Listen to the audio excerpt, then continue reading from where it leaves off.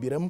ci li ñu gën a ñëw mooy installation wu li ñu tuddee 13e législature assemblée nationale bu yees bu Sénégal l'observateur évidemment premier quotidien fii ci Sénégal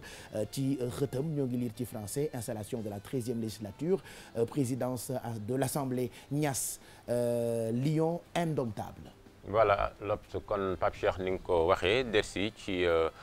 installation député yi tey jii ak nataalu kon ki nga xam mooy Moustapha Niass. moom kon ñuy xaar mu jiitewaat la nga xam mooy assemblée googee tey sax boo muyul kon mu war it jiite président maanaam kon séance solennelle googu nga xam ne dañ ko amal tey jii waaye ños comme ni nga ko waxee mel ni rek place googee nga xam moom la toogoon nag ci toogaat amul daal boo xoolee ci allié surtout ko xam ni kon war na fa mën a toog. laaj bi samp nag mooy lan moo tax président proposé waat ki nga xam ne mooy Moustapha Niass laaj boobu noonu la ñuy liir ci xëtu yéenekaay bi di Libération suma juumul ñu ngi liir ci xët bi Macky Sall sur la présidence de l'Assemblée nationale pourquoi je propose Niass. voilà chef de l'État moom mooy kon expliqué parce que xam nga ba comme premier ministre dañ ko doon xaar sax assemblée ñu ñëw delloowaat ko ci nguur gi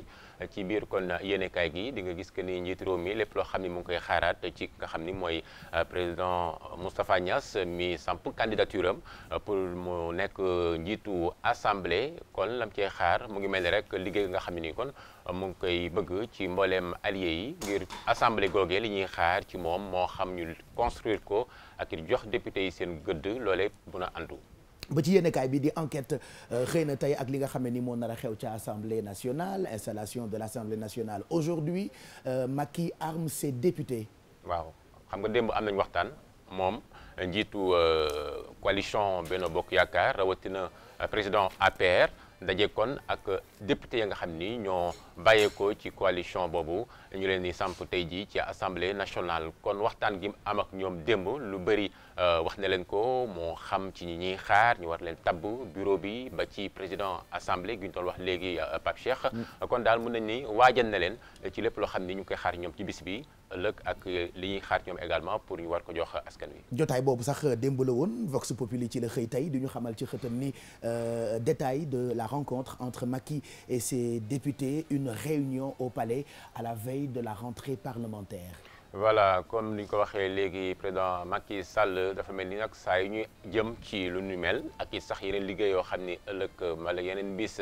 assemblée dina ko amal déedéet ak ñoom waxtaan ak ñoom ñu diisoo ñu harmoniser li ñu naan les positions pour aussi bañ bis ba ay ñàkk déggoo ci ay kaddu am te loolee xam nga kon day gën a yàq deru coalition bi ñoom daal mën nañu unité lañ bëgg. te loolee lañ bëgg yóbbu également ci assemblée. le quotidien xëy tey ak ki nga xam ne ni mooy président Macky Sall ñu liir ci xëtu yéenekaay bi mandat de 5 ans président moo ko waxoon ci jamonoy campagne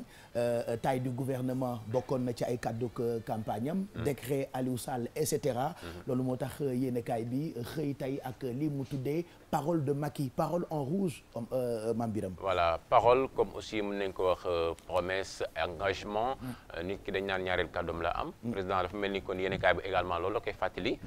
waaye boo laajee ñi ko jege ak ñi nga xam ne également ñoo peut-être ànd ak moom ci li muy def comme choix yi mu def nii ba ci Aliou Sall dañ la naan militants yi ñoom ñooy teg seen bëgg-bëgg parce que dañuy jàpp que nit ci ñoom war na mën a jiite mbala lam liggéey war na tax ñu jox ko ay poste kon toujours président également dafa mel ni loolu lay delloo ay militants am donte sax am na ay kàddu yoo xam jëloon na ko pour ne daal lii lay def lii lay def. voilà et puis ñu jeexal ak l'As mi xëy tey ak li mu tuddee violation du principe de l'inamovibilité il y a des mots que j'arrive pas à lire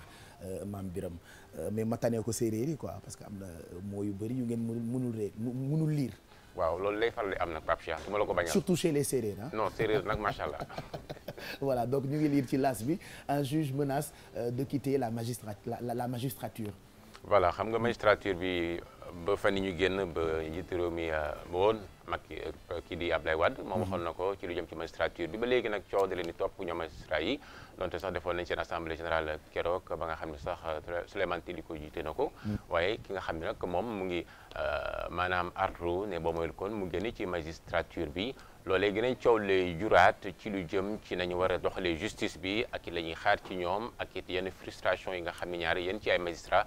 dinañ koy faral di am Pape Cheikh. voilà mu ngoog loolu yéen kaay yi la ak seen i xët bu ca kanamee bu ñu amee jot bi daañu ko xóotal ak Mamadou Mouhamed Ndiaye. vous rappelez que tey daañu dem assemblée nationale équipe yu télévision Futur Média ñu nga foofu pour jox leen li nga xam ne ni moom la ñu tuddee installation wu 13e législature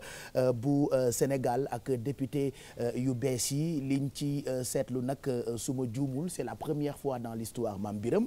peut-être ñi nga xamante ni ñoom la ñu tuddee sénégalais de la diaspora bokk ci assemblée bi wala nar a fekkee installation wu 13e législature boobule ndax ils sont au nombre de 15 paraît-il et que ñoom ñëpp kenn ku ci nekk di nga ñëw représenter dëkk ba nga jógee ak sénégalais ya fa nekk ci fii ñu tuddee hémicycle bi donc loolu sañ naa ne c'est une première ci histoire politique bu Sénégal si je ne me trompe. c'est une première Pape Cheikh ñu yokk lim bi ba mu àgg foofu wax nga ko sànq fukk ak juróom lañ kon léegi téeméer ak juróom benn fukk ak juróomi député la assemblée am gannaaw nag bañ defee ay réformes ngir également may peut-être suñu mbokk yi nga xam ñoo nekk bitim réew ñu gën fa toogal askan wi waaye laaj bi samp également Pape Cheikh ba tey jii nit ñi dañ koy laaj mooy ñoom naka la ñu nar a amalee seen liggéey bu fekkee dañuy teewal assemblée ca bitim réew jaabante bi échange yi ak aussi surtout comme ak leen li nga xam ni nit ñi nekk ay sénégalais bitim réew dañu koy liggéey naka la ñu koy delloowaatee ci économie bi réew mi fii nii pour également ku ci nekk mën ci jëriñu. donc de toute façon dañ ko détaillé bu ca kanamee tuuti ak suñu équipe yi nga xamante ni ña nga assemblée nationale jërëjëf Mame Birame xanaa ñu bàyyi